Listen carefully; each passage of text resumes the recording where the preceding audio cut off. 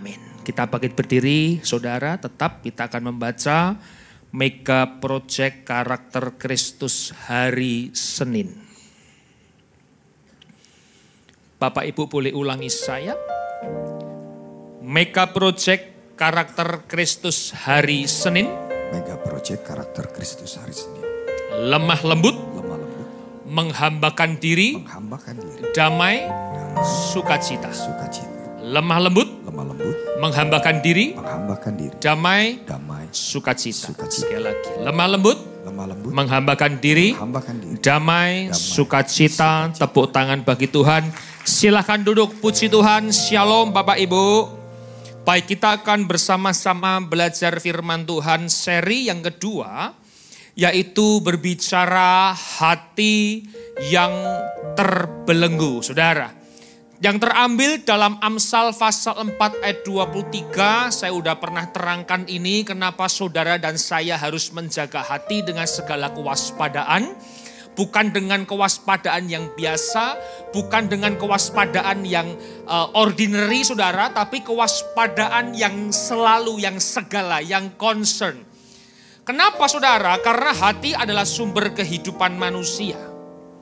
Nah, jika Tuhan tahu hati manusia adalah sumber kehidupan, maka yang mengetahui hatimu sumber kehidupan itu bukan hanya Tuhan. Tapi si jahat pun juga tahu bahwa hatimu itu adalah sumber kehidupan.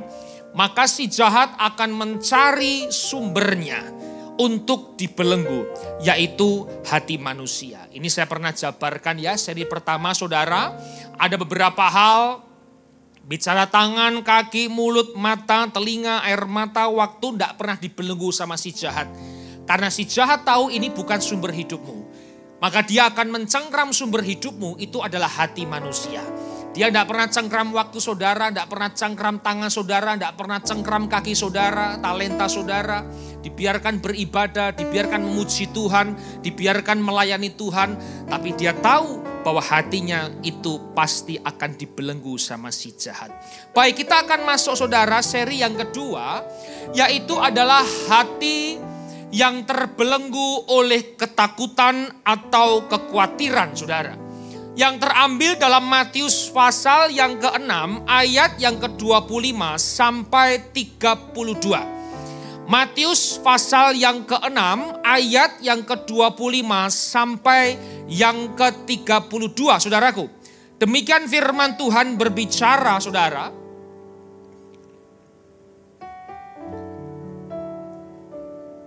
Karena itu aku berkata kepada kamu,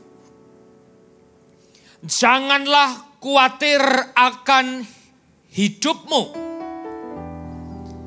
Akan apa yang hendak kamu makan atau minum. Dan janganlah khawatir pula akan tubuhmu, akan apa yang hendak kamu pakai. Bukankah hidup itu lebih penting daripada makanan dan tubuh itu lebih penting daripada pakaian. Di sini kita akan belajar satu perikop, yaitu berbicara hal kekhawatiran Bapak Ibu. Yang dikatakan adalah janganlah kita khawatir. Yesus berkata kepada muridnya, kepada pengikutnya saudara, ketika dia mengajar di atas bukit, dia menyampaikan janganlah kita khawatir saudara. Yang saya catat Bapak Ibu, worry is not a way of life. Artinya begini, ketakutan itu bukan jalan hidup saudara. Ketakutan itu bukan jalan hidup saudara. Ingat saudara, hidup di dalam ketakutan itu bukan jalan hidup manusia. Saudara diciptakan Tuhan bukan untuk hidup di dalam ketakutan saudara. Tapi worry is a part of life saudara. Ketakutan itu adalah bagian dalam hidup orang percaya. Ketakutan itu bukan jalan hidup orang percaya yang kita tuju. Tetapi ketakutan itu adalah bagian dalam hidup orang percaya. Nah, kita sadar tidak sadar saudara, selama kita bernafas, maka selama itu juga ketakutan akan menjadi bagian dalam hidup manusia.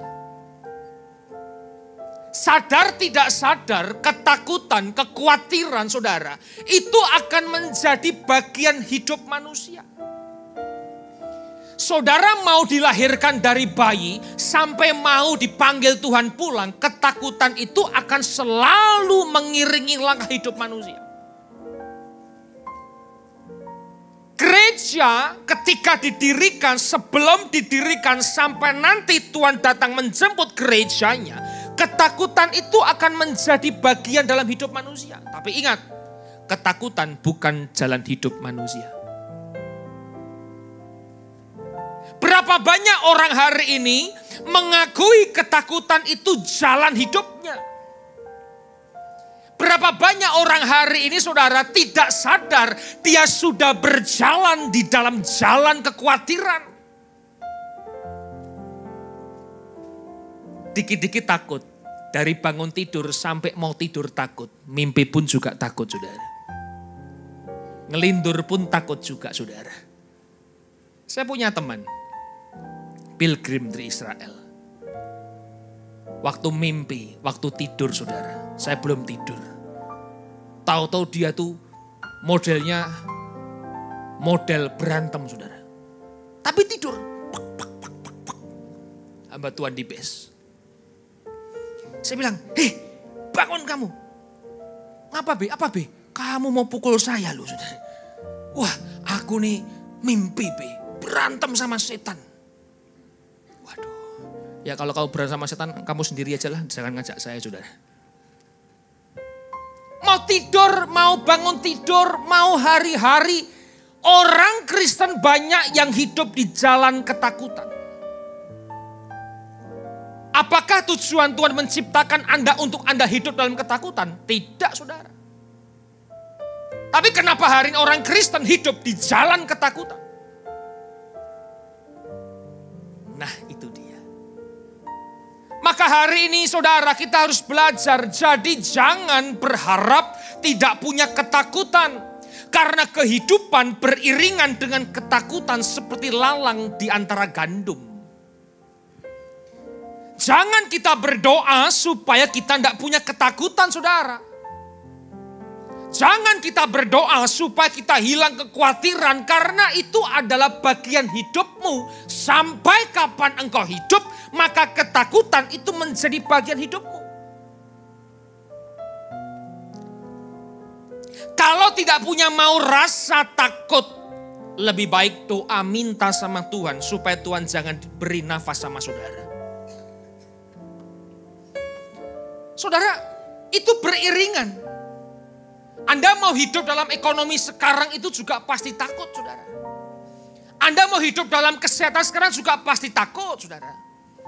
Anda hidup dalam keluarga Anda hari ini pasti takut, saudara. Gimana anakku, gimana masa depan anak-anakku, gimana nanti dapat mantu kayak apa, mantunya jawab, gimana dapat mertua kayak apa nanti, saudara. Gereja punya ketakutan juga dalam banyak hal, saudara. Itu bagian hidup, tapi bukan jalan hidup. Katakan amin dulu. Bukan jalan hidup orang percaya. Ketakutan itu bagian dalam hidup orang percaya, tapi bukan jalan hidup orang percaya. Ya kita lihat dulu, Lukas pasal 22 ayat 41 sampai 43. Ini adalah ketika Yesus berdoa di Taman Getsemani. Kita lihat figur kita, panutan kita, Tuhan kita, teladan kita. Begini firman Tuhan. Kemudian ia menjauhkan diri dari mereka kira-kira sepelempar batu jaraknya. Tidak jauh, orang melempar batu itulah jarak Yesus dan muridnya ketika Yesus berdoa. Lalu Yesus berlutut dan berdoa.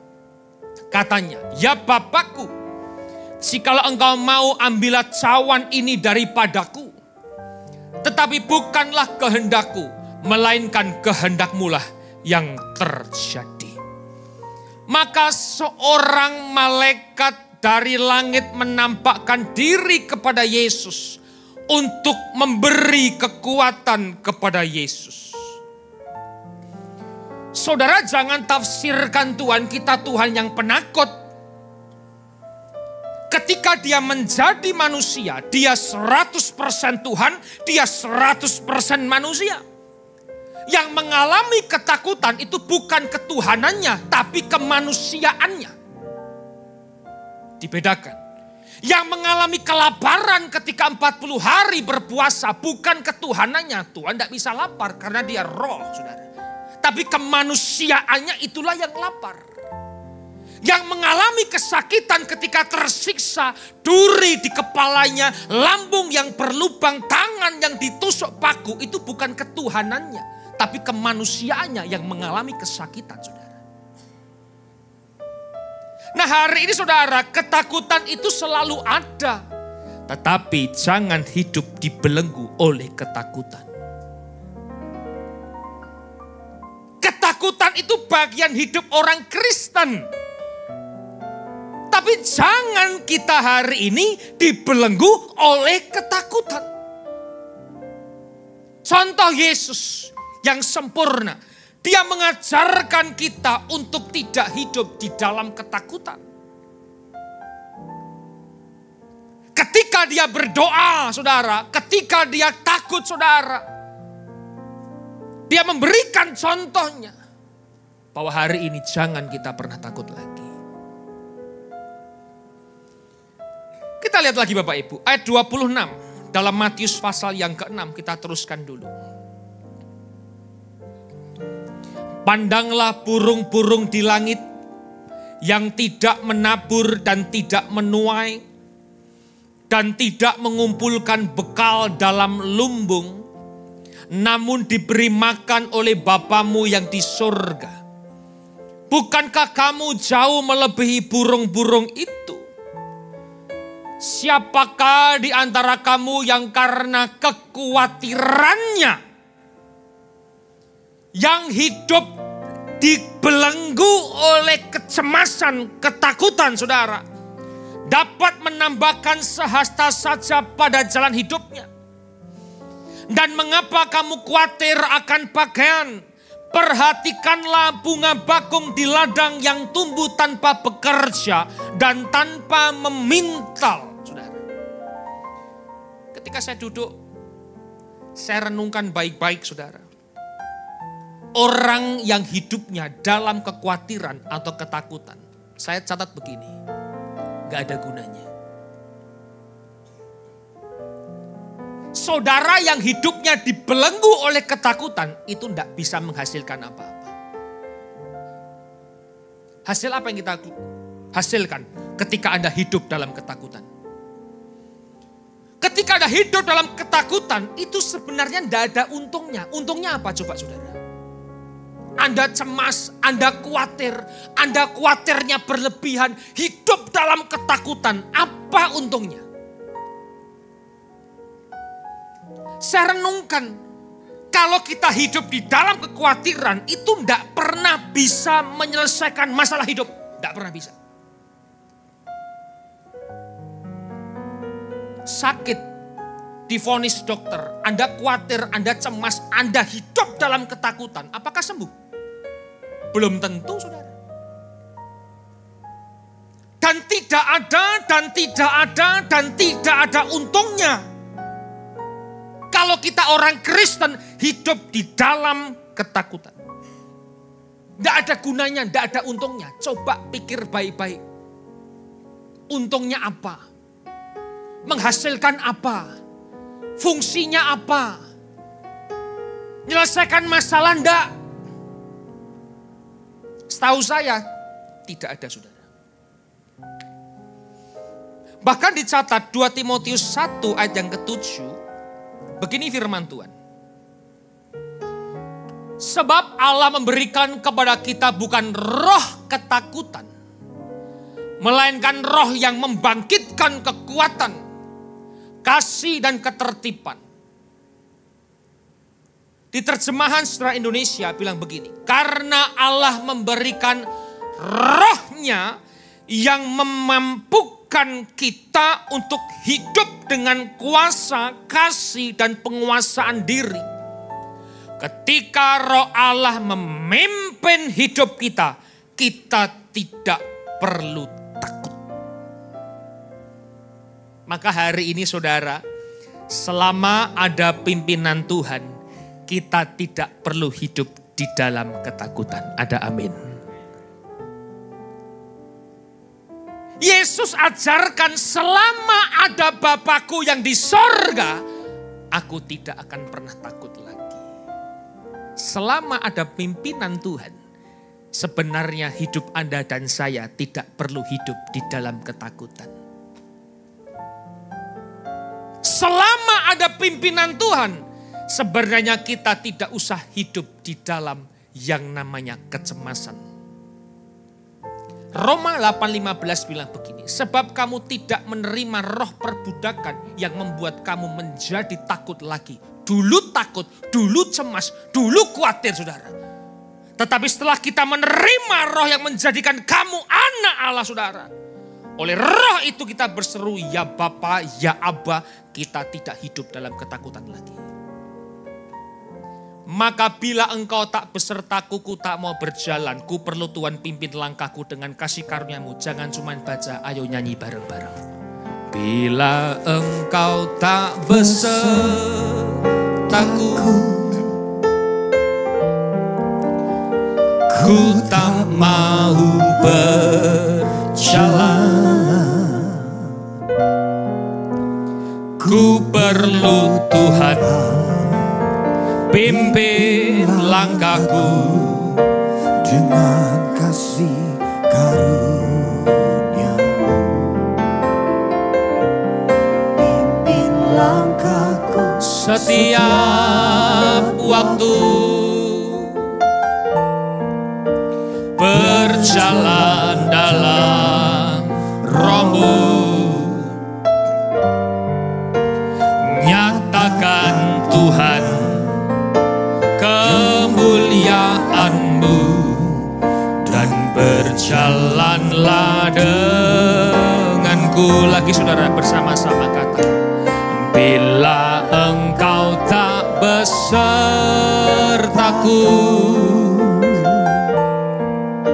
ku tak mau berjalan.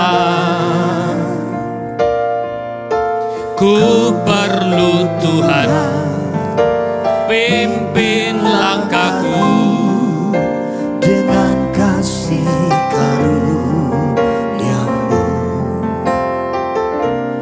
Pimpin langkahku setiap waktu, berjalan dalam Roh-Mu,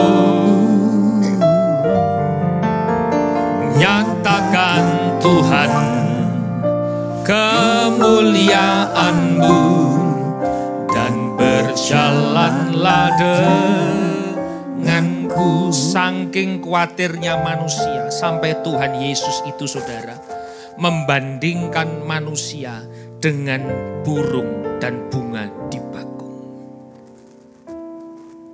Lihat itu, hei manusia-manusia Tuhan. Burung di udara, dia tidak pernah menanam. Dia tidak pernah menuai. Dia tidak punya lumbung. Tidak pernah kerja. Tidak pernah ada hasil. Tidak punya lumbung untuk hari esok akan makan apa.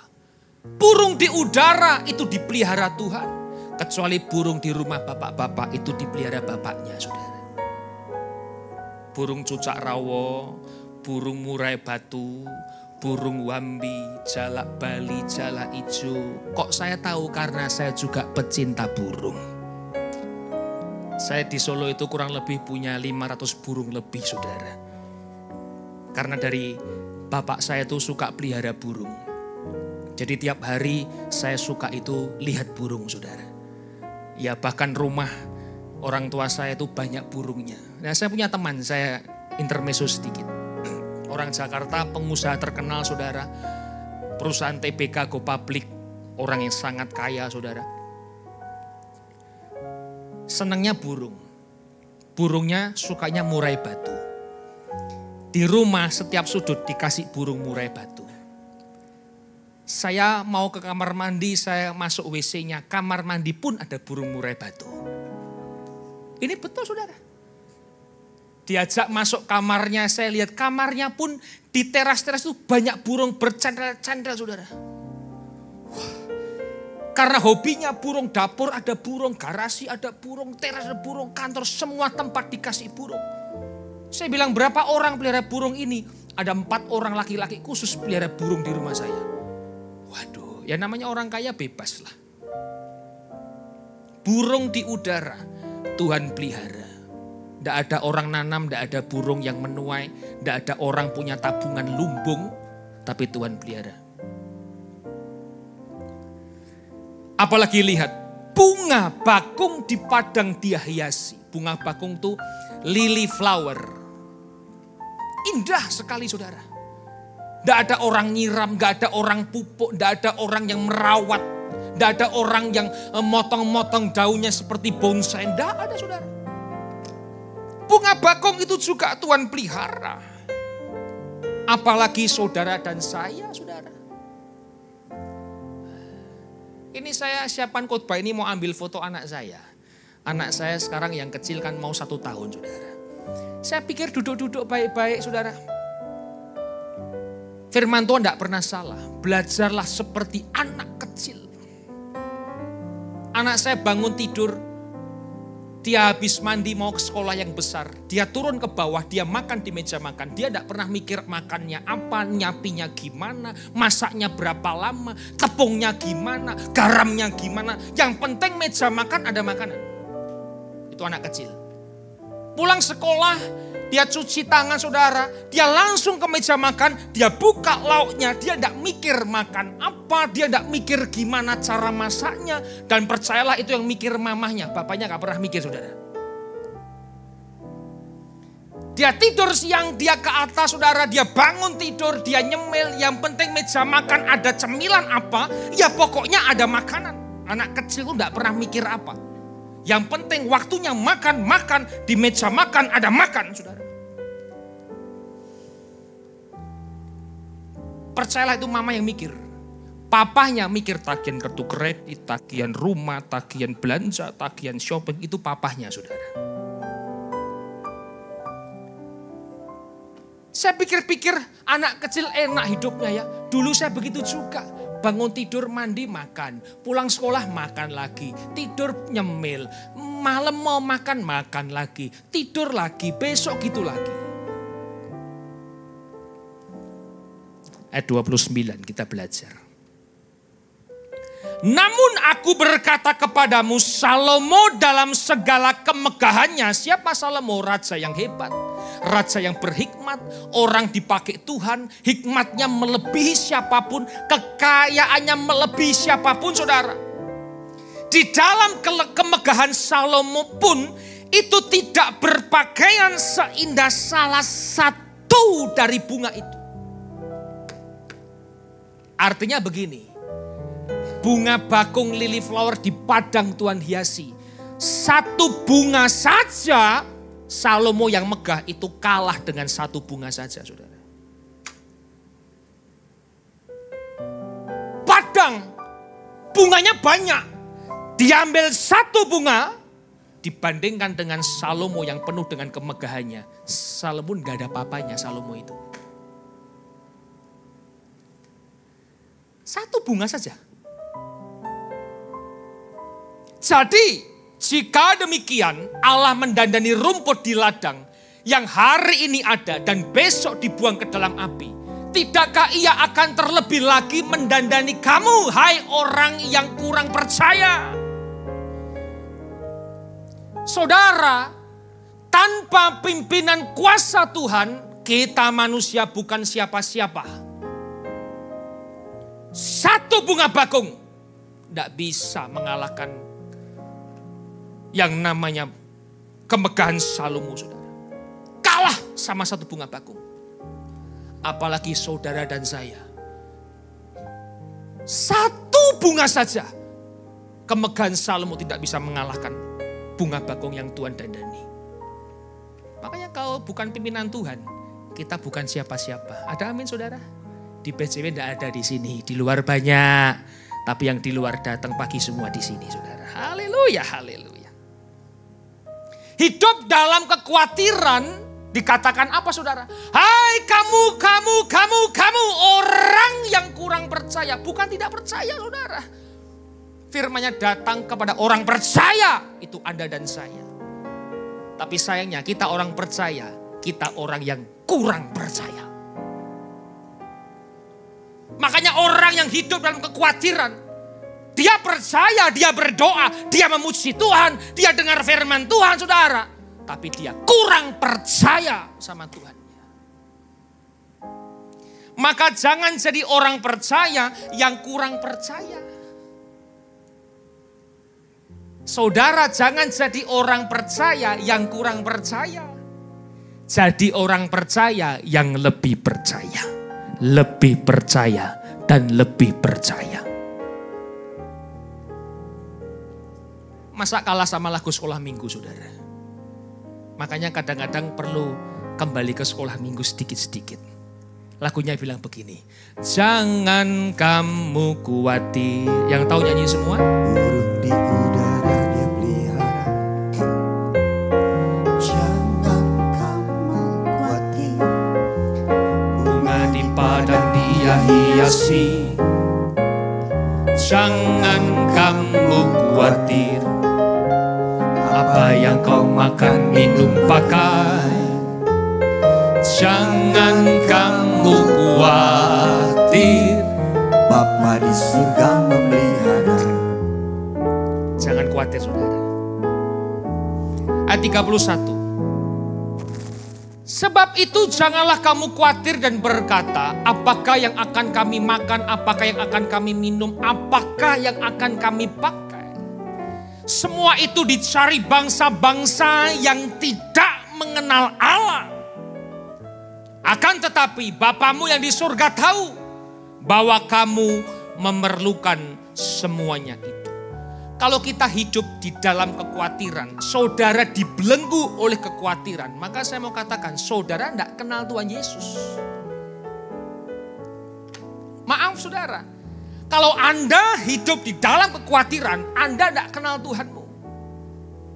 Anak kecil itu, dia tahu papahnya, dia tahu mamahnya.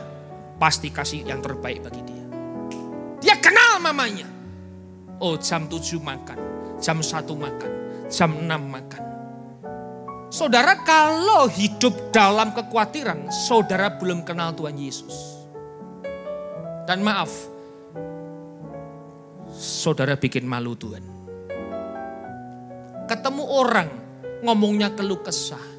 Ketemu orang ngomongnya ngeluh kesah. Ketemu orang ngomongnya keluh kesah. Itu bikin malu Tuhan saudara. Itu bikin malu Tuhan. Masa tuanya orang Kristen gak bisa pelihara hidupmu? Ngomongnya keluh kesah terus saudara. Ini kok diam semua ini? Atau jangan-jangan pelaku-pelakunya semua saudara?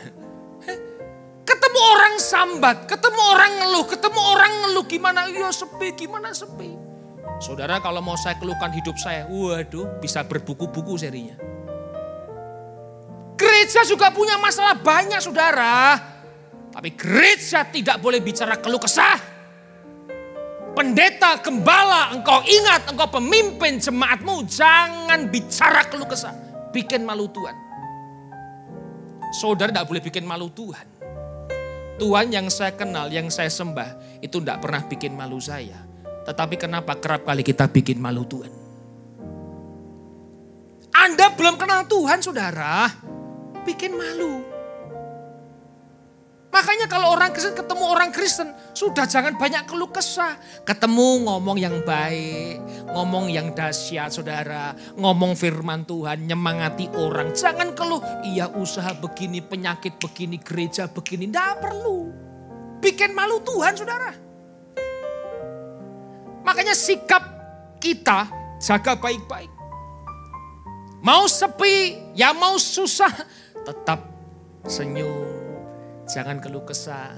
Ditanya orang gimana keadaan? Baik-baik Pak, puji Tuhan, Tuhan baik. Kan begitu. Bagaimana Pak? Yo Pak, utangku segini Pak. Gini Pak, perusahaanku gini-gini. Waduh, keluargaku Pak. Waduh, bojoku Pak. Waduh, suamiku Pak. Waduh, anakku Pak. Waduh, mantuku Pak. Waduh, wah, saudara bikin malu Tuhan. Bener ini saudara. Anda kenal Tuhan kok masa Anda bikin malu Tuhan? Berapa tahun kita hidup hari ini? Tuhan pernah bikin malu saudara? Apa kurang Tuhan tidak hidup kita?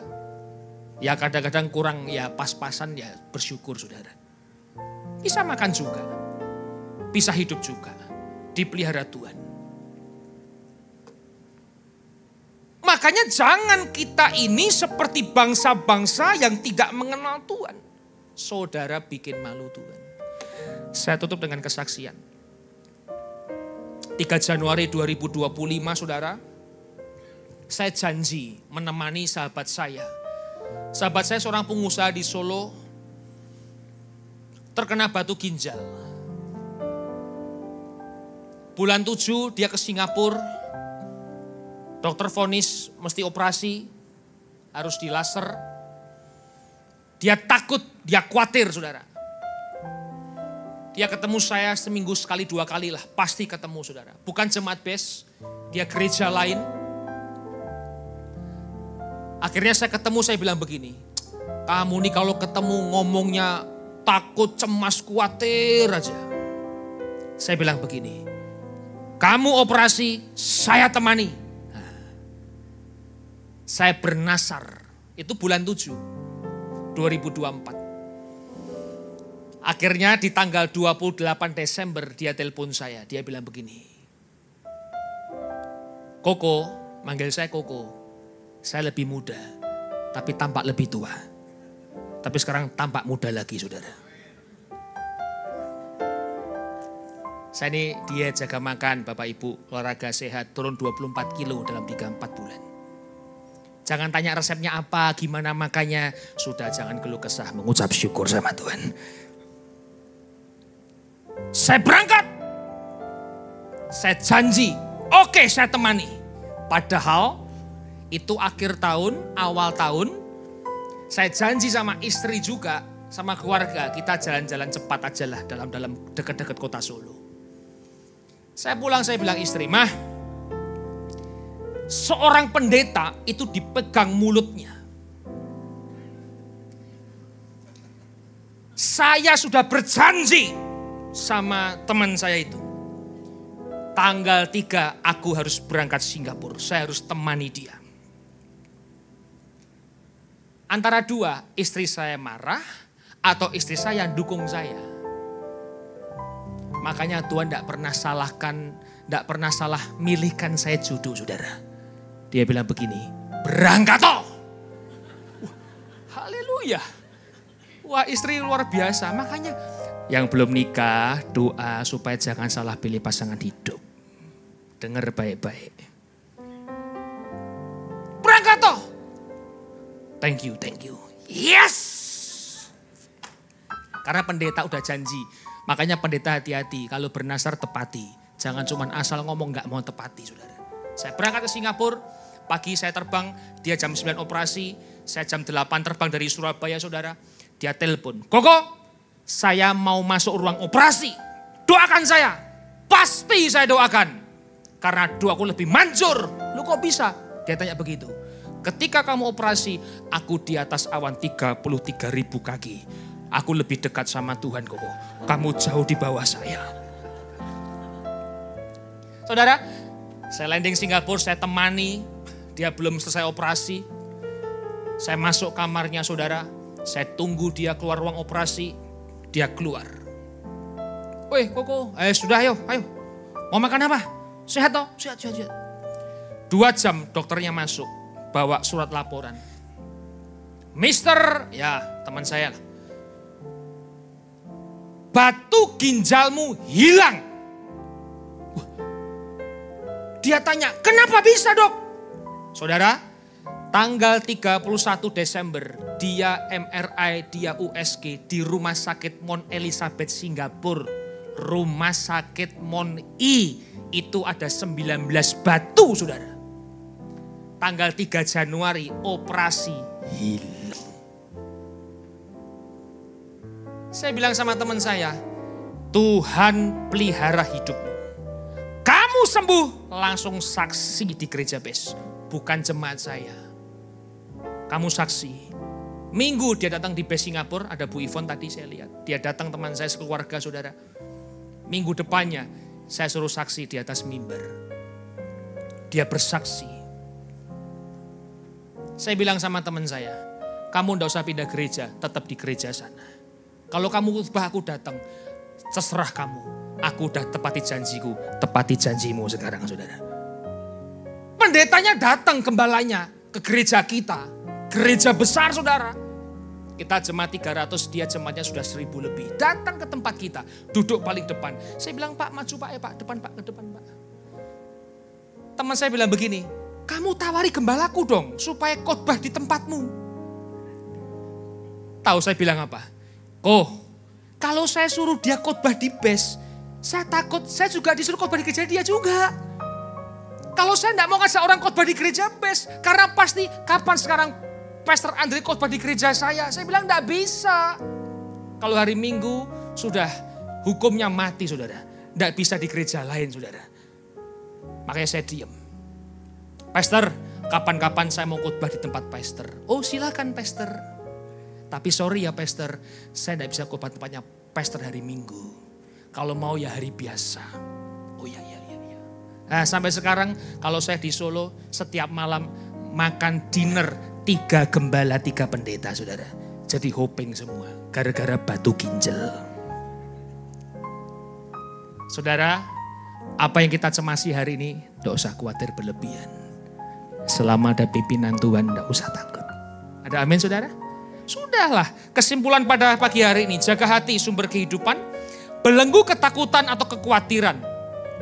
Ketakutan adalah part of life, not a way of life. Selama ada pimpinan Tuhan, aku tidak hidup dalam ketakutan. Sertai kami ya Tuhan, jangan menjadi orang percaya yang kurang percaya. Jangan menjadi seperti orang yang tidak kenal Tuhan Yesus. Jangan bikin malu nama Tuhanmu. Bangkit berdiri, tepuk tangan bagi Tuhan. Thank you and God bless you.